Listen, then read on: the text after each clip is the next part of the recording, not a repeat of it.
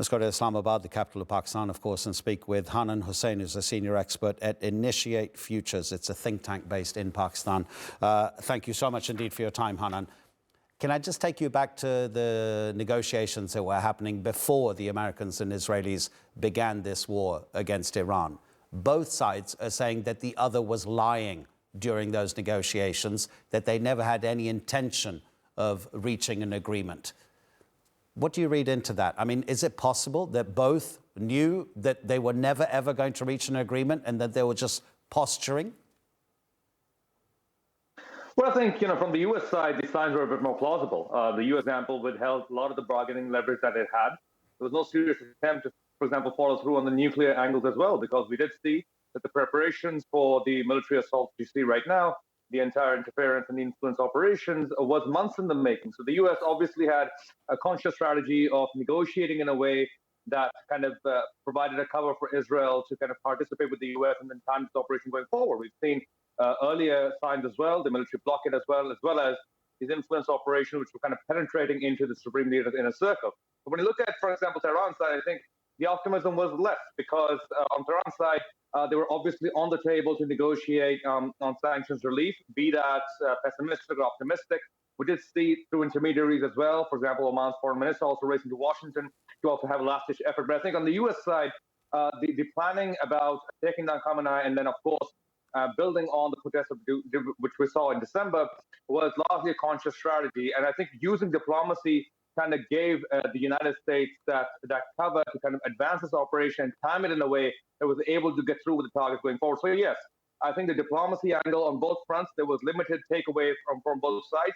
But part of the, I think, complicating factor was the U.S. intent to ensure that diplomacy was a second preference as opposed to military interference. Just saying that sirens are sounding in Bahrain, according to the Interior Ministry there in Manama.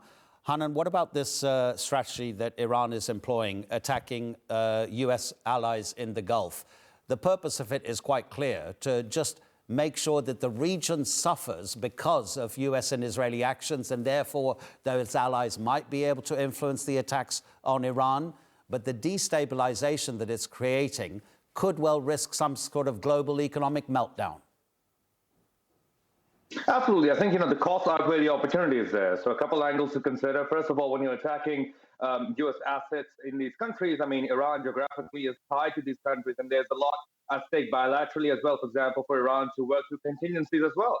This has become a war of survival. So obviously, when you attack, I think one of the fundamental shortcomings of Iran's response has been that it faces an uphill task, framing this as self-defense, when many of the countries attacked have involved civilian infrastructure as well. They've been attacked at commercial sites, and the frequency kind of expands. And I think that plays, from the Iranian perspective, it's counterproductive because that plays into the U.S. narrative and empowers them to say that, this is Iran, waging attacks all across key sites in the Middle East. So Iran obviously will be projected as a key threat, something which Israel has been vying for months for regional buy-in to be secured. And I think, when it opens up a larger conversation about sovereign interest and territorial integrity, elements that do not necessarily advance Iran's interest on self-defense would be a bit more targeted. Had that been the approach, then I think, this would have allowed for greater space of leeway for diplomacy and kind of mediating temperatures going forward.